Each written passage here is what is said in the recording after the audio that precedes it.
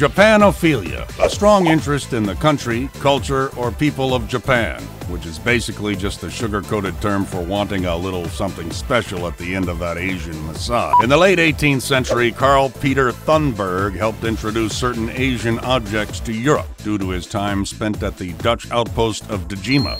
He's like the first ever Rivers Cuomo, whoever the fuck that is. Look, screw this shit, we're not giving a goddamn history lesson. You and I both know that the viewer just wants to hear about those creepy little weirdos on the internet who are obsessed with Japanese shit, so let's cut to the chase already. Kawaii. It means the quality of cuteness in Japanese culture, which, without saying anything else, you know is really fucking weird.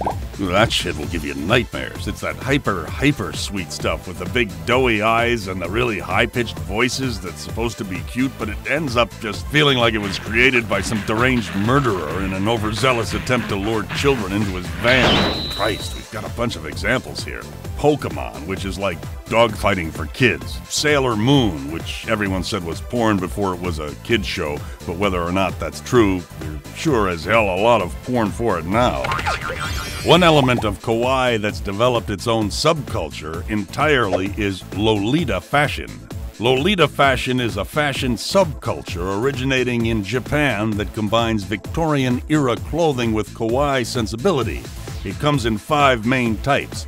Gothic Lolita, which is darker in both colors and themes. Sweet Lolita, which is fantastical and uses lighter and more childish colors. Classic Lolita, which employs more traditional and mature style influences. Punk Lolita, which adds punk fashion to the look. And Suicide Lolita, which refers to me hanging myself from a lotus tree after coming to terms with the fact that I'm sitting in a recording booth discussing the way Japanese girls dress.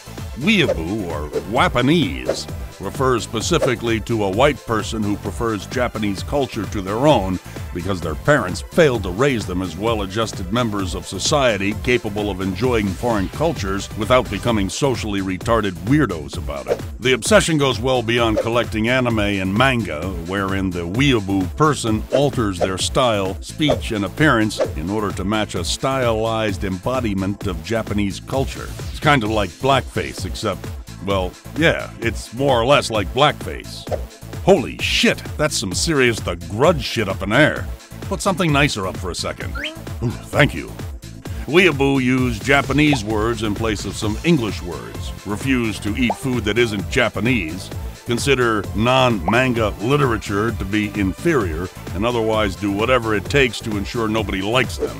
Weeaboos are also often the focus of criticism online due to their outlandish views and— Jesus, holy fuck! In closing, Japanophilia in its truest form is the love of freaky tentacle hentai porn. The end.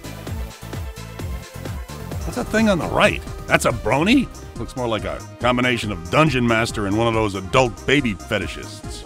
Oh my god, why the fuck are they wearing fedoras? Are these kids so afraid that girls may actually be interested in that they feel the need to do whatever they can to repel them? Their outfits are like porcupine quills for pussy.